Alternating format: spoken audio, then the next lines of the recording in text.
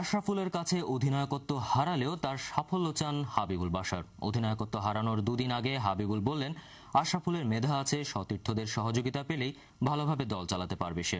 আশরাফুল আশাবাদী তিনি সবার সহযোগিতা পাবেন। নাসিমুল হাসানের বিশেষ রিপোর্ট।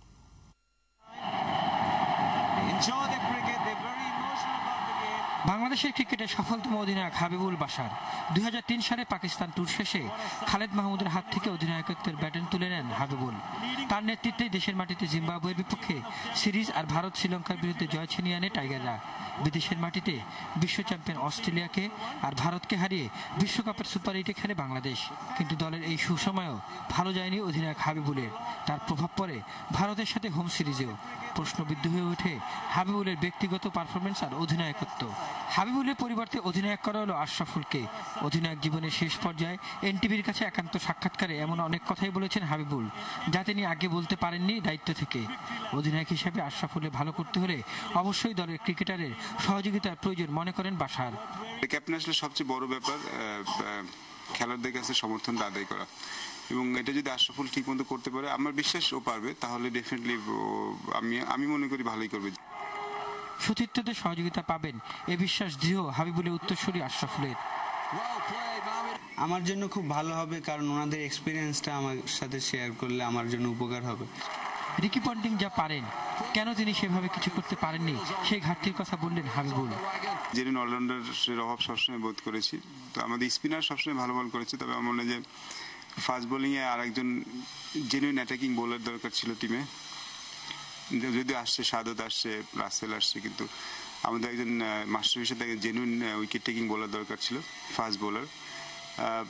এই দুইটা জিনিসই অভাব বেশি বোধ করেছি। তো আর একটা জিনিস, আমাদের যে সমস্যা হচ্ছে, আমাদের বোলিংয়ে বৈচিত্র্য একটু কম, যেহেতু আমাদের দেশে কোনো অফ স্পিনার কিন্তু লেগ স্পিনার নেই, যার জন্য সবসময় আমাদের লেফট আর্ম স্পিনার খেলতে হচ্ছে।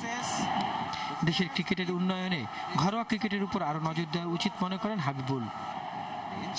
আমাদের ক্লাব ক্রিকেটে যত প্রফেশনাল ওয়াইজ খেলি, যত পেশাদারিত্ব মনোভাবটা নিয়ে খেলি, আমার মনে হয় আমরা 4-ডে ম্যাচটা এখনো ওই মনোভাবটা নিয়ে এখনো অতটা খেলতে খেলি না। এটা আমাদের সবচেয়ে বেশি দরকার, কারণ 4-ডে ম্যাচটা আমার মনে হয় একটা ক্রিকেটারের টেস্ট ম্যাচের টেম্পারমেন্ট গড়ে ওঠার জন্য, একজন বড় ক্রিকেটার হওয়ার জন্য সবচেয়ে বড় জায়গা, বড় প্ল্যাটফর্ম। পারফরমেন্সের কারণ দেখিয়ে খালেদ মাহমুদের কাছ থেকে হাবিবুল বাশারের কাছে দলের নেতৃত্ব এসেছিল। একই অবস্থা ঘটল আশরাফুলের ক্ষেত্রে। কিন্তু মর্যাদা আর দায়িত্ব সমানভাবে চালিয়ে যেতে অবশ্যই আশরাফুলের প্রয়োজন হবে দলের সতীর্থদের একান্ত সহযোগিতা। Nasimul Hasan, NTV news, Dhaka. হচ্ছেন আশরাফুল, মাশরাফি, রফিক, রাজ্জাক ও তামিম ইকবাল।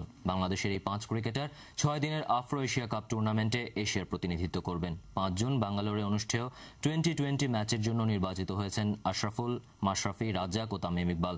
মাশরাফি ও রফিককে এশিয়া দলে নেওয়া হয়েছে 6, 9 ও 10 জুন চেন্নাইয়ে অনুষ্ঠিত 3 ম্যাচের ওয়ানডে সিরিজের জন্য। আশরাফুল, রাজ্জাক ও তামিম ইকবাল দেশে ফিরবেন 6 জুন, আর মাশরাফি, রফিকের 10 জুন দেশে ফেরার কথা। 2020-তে আমরা 4টা প্লেয়ার চান্স পেয়েছি, এবং মেন টিমে আমরা 2টা প্লেয়ার চান্স। তো আশা করেছিলাম আরো বেশি পাবে মেন টিমে। ইনশাল্লাহ নেক্সট টাইম আরো বেশি হবে। And he strikes straight away. Good pace, good lift.